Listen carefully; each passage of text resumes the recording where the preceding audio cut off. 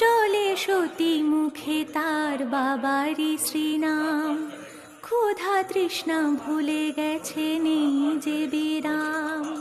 এইটুকু মেয়ে এত পারে? তার বাবারি ও মেয়ে, তুমি কি একটু বিশ্রাম নেবে? দেখে তো মনে হচ্ছে তোমার হাঁটতে বড় কষ্ট হচ্ছে গো। না না, আমাদের আজকে থামলে চলবে না। আজকে আমাদের ভোলে বাবার কাছে পৌঁছতেই হবে। আজই তো জল ঢালার দিন। না গো, না গো, আমি থামবো না। আর আমার হাঁটতে কোনো অসুবিধা হচ্ছে না গো, তোমরা চিন্তা করো না। চলো চলো, তোমরা চলো।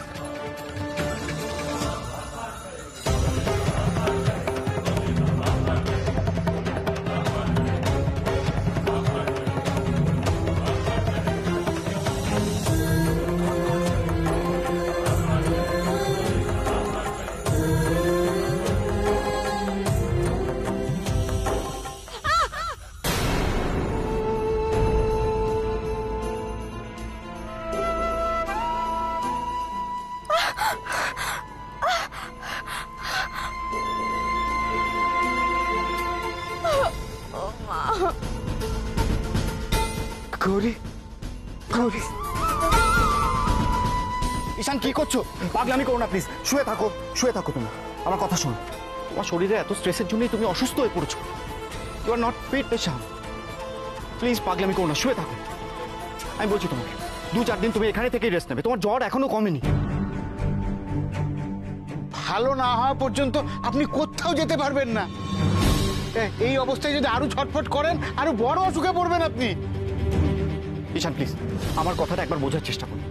তোমাকে যদি ঠিক টাইমে হসপিটালাইজ না করা হতো আর ঠিক টাইমে তোমাকে যদি মেডিসিন না পুশ করা হতো তাহলে অবস্থা আরো বেশি ক্রিটিক্যাল হয়ে পড়তো ঈশান। আমি বুঝতে পারছি না, কিন্তু বিশ্বাস কর আমার কিচ্ছু তো করার নেই। আমার গৌরী ডাকছে অর্ণব, আমাকে চেক করে হোক গৌরীর কাছে পৌঁছতে হবে। তাতে আমার যা হয় হোক। গৌরী, ঈশান শুয়ে থাকো। তোমরা এখন শুয়ে থাকো উচিত। ঈশান কি করছো? রেস্ট নাও। নিতে হবে। কি ছেলে মানুষই করছো? তুমি নিজে একজন ডাক্তার হয়ে এটা বুঝতে পারছো না যে এই অবস্থায় স্ট্রেস নিলে তোমার কি হতে পারে?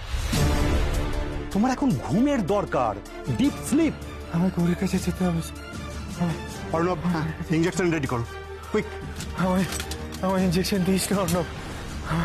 আমার ঘুমলে চলবে না। আমার গৌরীর কাছে যেতে হবে।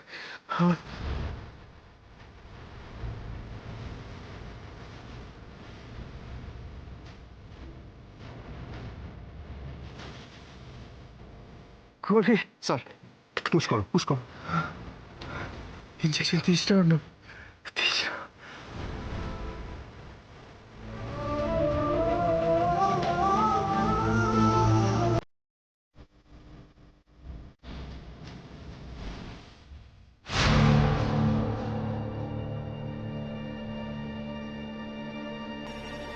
আমি মিথ্যে কথা বলতে চাইনি, বিশ্বাস করুন, কিন্তু আমার কাছে যে আর কোনো উপায় ছিল না। এত বড় একটা অন্যায় করার পর আমার নিজের সাফাই গাইছে কোন সাহসে? কে দিচ্ছে তোমাকে এত সাহস? কি মনে করে গেছিলে তুমি? দীপ্তনুরই বা এত দুঃসাহস হয় কি করে? কখন থেকে ফোন করছি, ফোন তুলছে না। নেহাত শৈল বাড়ি নেই তাই, নইলে এতক্ষণ আগুন লাগিয়ে দিত। আচ্ছা আনন্দী, তোমার আক্কেলটা কি বলো তো? না, আমাকে একটা জিনিস বলো যে তুমি ঠিক কি ভেবে গেছিলে? ওই নিউজ অ্যাঙ্কার নাকি ছিলে কোনো এককালে? আরে বাবা, সেটা তো তোমার বিয়ের আগের জীবন।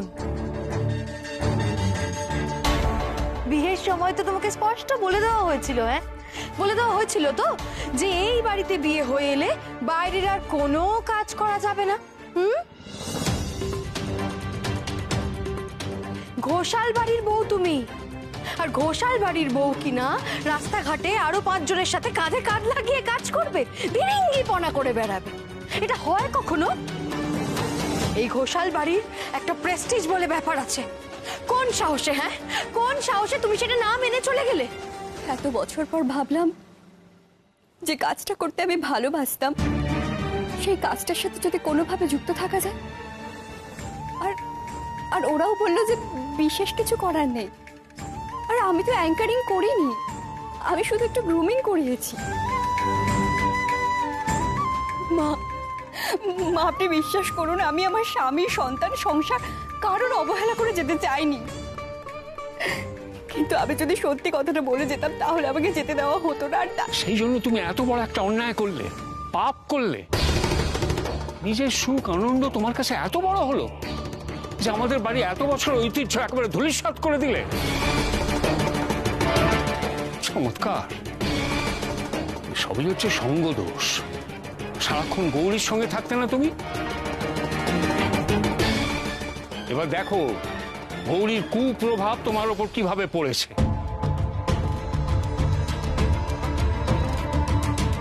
এই দোষ এত সহজে কাটবে না। এই দোষ কাটাতে শাস্তি দরকার, শুদ্ধিকরণ দরকার। কি করবে তুমি ওকে নিয়ে? গৌরীর মতো আনন্দীকেও বাড়ি থেকে বার করে দেবে? হ্যাঁ, ঘোষাল বাড়ির বউদের তো এটাই যোগ্যতম শাস্তি বলে তুমি মনে করো?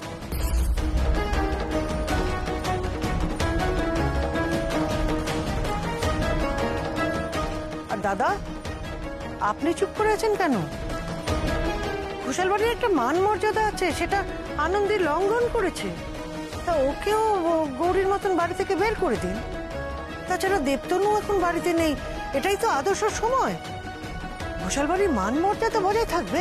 এটা তুমি কি বলছো অরুন্ধতী?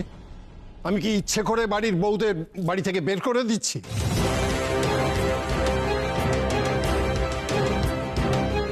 গৌরীকে তো আমি নিজে বের করে দিইনি, ও নিজের ইচ্ছে চলে গেছে। গৌরীর সঙ্গে দিনের পর দিন যে ব্যবহার করা হয়েছে, তারপর ওর চলে যাওয়া ছাড়া আর কোনো উপায় ছিল না দাদা। সত্যি গৌরী আমার ব্যবহারেই কষ্ট পেয়ে এ বাড়ি ছেড়ে চলে গেছে। তুমি কোন সাহসে দাদার সঙ্গে এইভাবে কথা বলছো? দেখো, এটা দাদা আর বোনের ব্যাপার, এর মধ্যে তুমি কথা বলতে আসবে না। অবশ্য দাদা বোনের সম্পর্কে মর্যাদা তো তুমি দিতেই জানো না।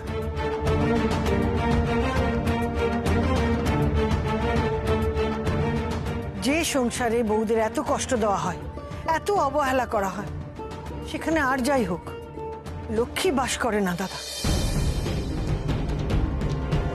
সেটা আমরা সবাই নিজে চোখে দেখতে পাচ্ছি।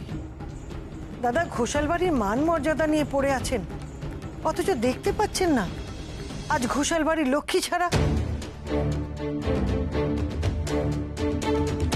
তাই বলছি দাদা, আর যাই করুন, গৌরীর সঙ্গে যে ভুল আপনি করেছেন, সেই ভুল আনন্দের সঙ্গে করবেন না দাদা, করবেন না।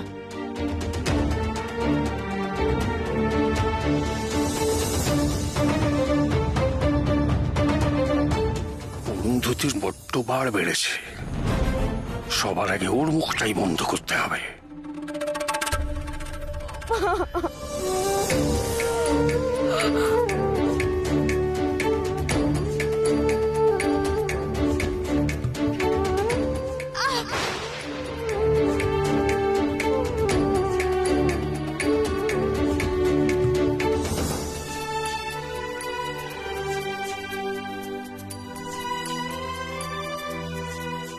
দেখি আর ডাক্তারবাবু এসব কিছু লাগবে না, এইটুকুতে কিচ্ছু হবে না। চুপ!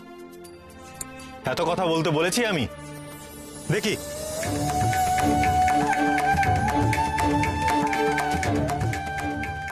ডাক্তারবাবু,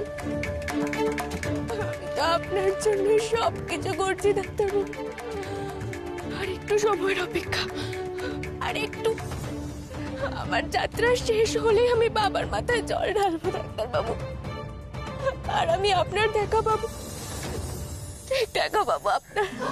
বাবা পার লাগাও, ত্রিশূলধারী সর জাগাও, ভোলে বাবা পার লাগাও, ত্রিশূলধারী সর জাগাও।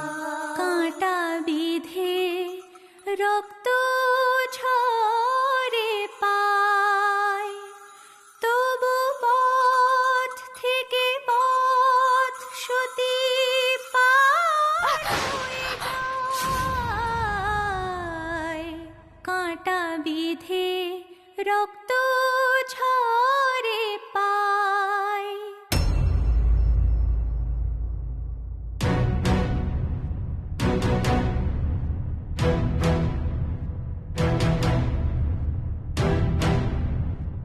ছোট কাকিমুনি, এই ছোট কাকিমুনি, প্লিজ প্লিজ তুমি কেঁদো না। ছোটকাকে একবার আসতে দেখবে সব ঠিক হয়ে গেছে। তোমার ছোটকার আসতে অনেক দেরি আছে নীলা। দেখলেই তুমি এমন বাড়িতে ফিরে গৌরীকে খুঁজতে চলে গেল, আর তারপর একটা এমার্জেন্সি অ্যাসাইনমেন্ট এসেছে তো তাকে সেখানে যেতে হয়েছে। আমি নিজেও ওর সাথে ফোনে যোগাযোগ করতে পারছি না। নীলা, আমার না খুব খারাপ লাগছে। এমনিতেই বাড়িতে এত অশান্তি, আর তারপরে আমার এই গ্রুমিং করতে যাওয়া নিয়ে অশান্তি আরো বেড়ে গেল। আমার কেমন একটা অপরাধ বোধ কাজ করছে যে আমার জন্য বাড়িতে অশান্তি আরো বেড়ে যাবে। প্লিজ প্লিজ তুমি কানাকাটি, তুমি বসো, তোমার সঙ্গে আমার কথা আছে। তুমি আগে বসো, এসো বসো।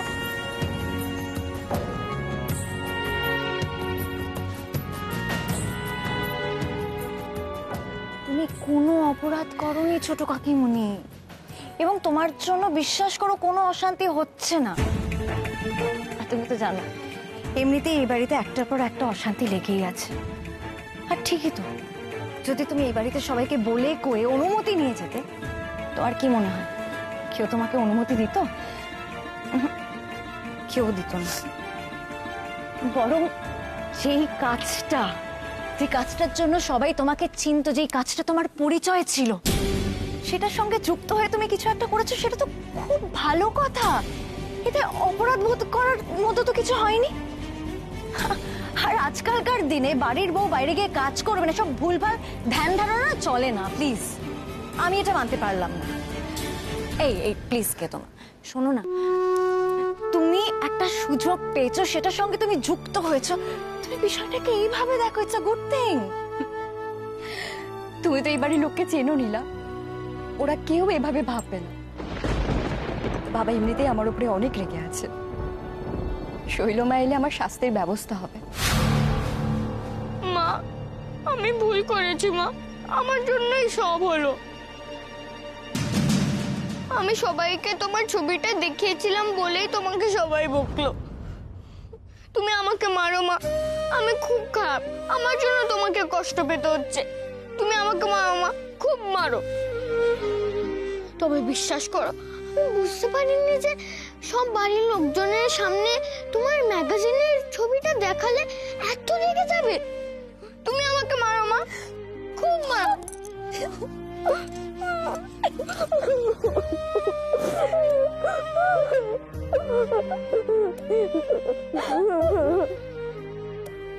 ছোট ঠাম্মি ঠিকই বলে, এই বাড়িটা আর বাড়ি নেই, সব ভেঙে চুরে গেছে। ছোট বড় সবার চোখে শুধু জল ঝরছে, শুধু জল।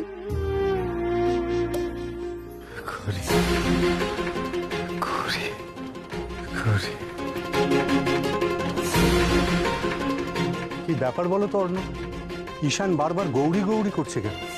আর ওর মতো একজন ব্রাইট ডাক্তারের এরকম অবস্থা হলোই বা কি করে? স্যার আপনাকে সব বলবো, অনেক কথা। হ্যাঁ, আমি সব শুনবো। ও এখন ঘুমোচ্ছে, ঘুমোক। ওকে আমি হাই ডোজ সিডেটিভ দিয়েছি, এখন কিছুক্ষণ ঘুমোবে। সমস্ত বিষয়টা জানলে আমার পক্ষেও ট্রিটমেন্ট করতে সুবিধে হবে। Exactly sir. চলো।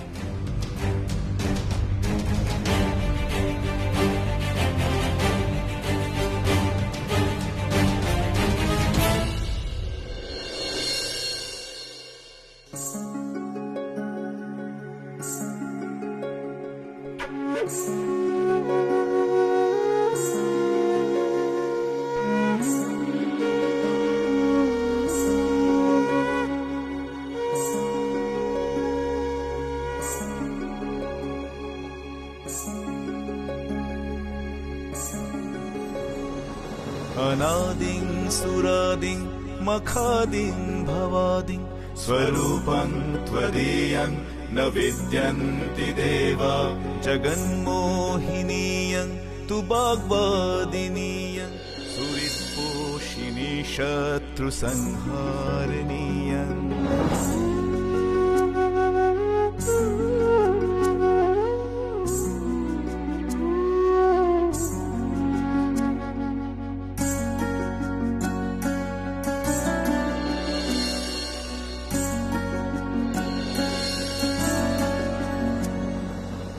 কে কে আপনি? स्वरूपं त्वदीयं न विद्यं বাবা, আমি যে উঠতে পারছি না মা, আমি যে উঠতে পারছি না। তবে কি আমি বাবার কাছে যেতে পারবো না গো? বাবার মাথায় কি জল ঢালা হবে না? আমার মনস্কামনা কি পূর্ণ হবে না মা? শেষ পর্যন্ত তুইও হার মেনে নিলি, তাহলে তো এই জগৎ সংসারও হার মেনে যাবে রে। দুটি ভিক্ষা দাও গো মা।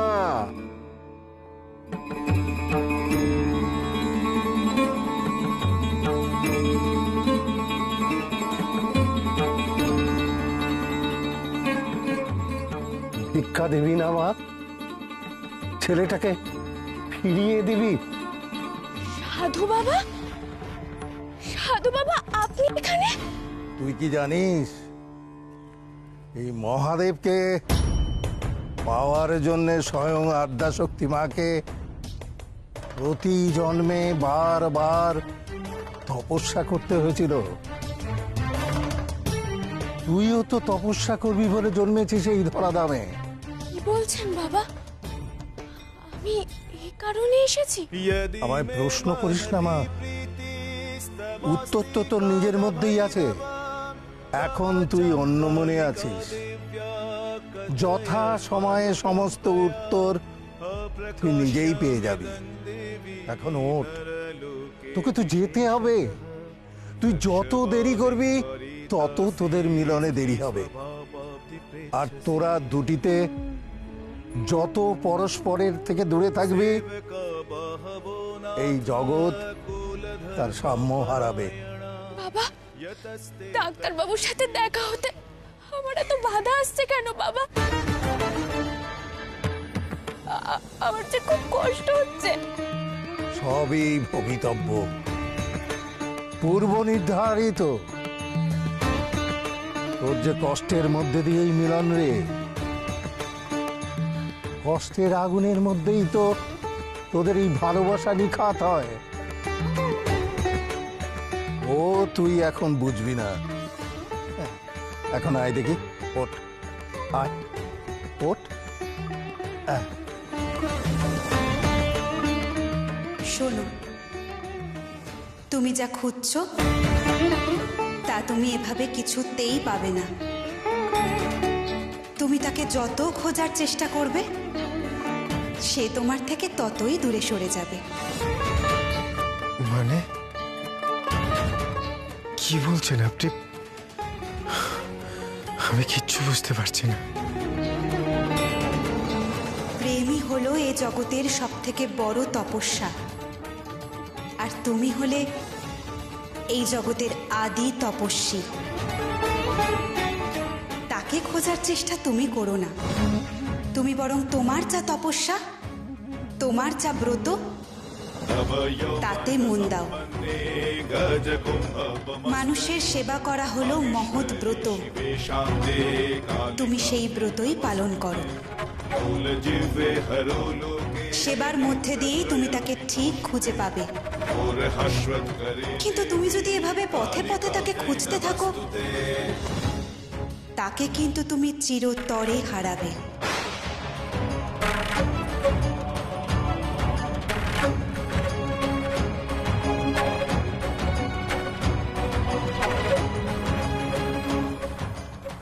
আপনি কি গৌরীর কথা বলছেন? আপনি আপনি জানেন গৌরী কোথায় আছে? সিস্টার, এ কি মহিলা কোথায় গেলেন?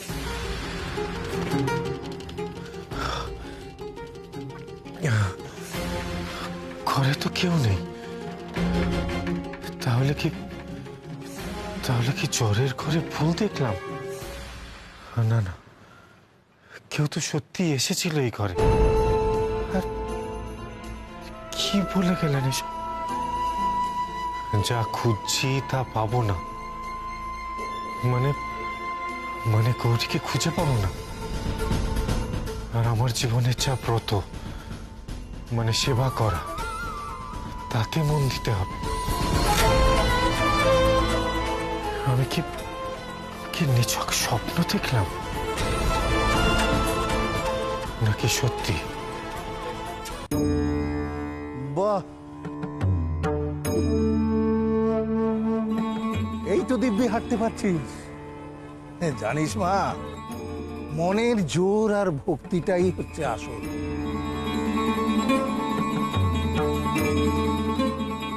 মনে যদি ভক্তির জোর থাকে তাহলে অনেক অসম্ভবই সম্ভব হয়। ভগবান তার পাশে থাকেন। ওই যে দেখ, ওই যে যাচ্ছে তোর সঙ্গীরা। ঘন্টার ধ্বনি শুনতে পাচ্ছিস? মন্দির থেকে আসছে। তোর অভিষ্ট লক্ষ্য আর বেশি দূর নয় রে মা। তুই এসে গেছিস তোর গন্তব্যে। আমি এসে গেছি, আমি আসতে পেরেছি বাবা, আমি পেরেছি আসতে। শোন মা, মহেশ্বরের মাথায় গিয়ে জল ঢাল। তুই পৌঁছে যাবি তোর উদ্দেশ্যের প্রথম ধাপে। যা মা, যা, এগিয়ে যা।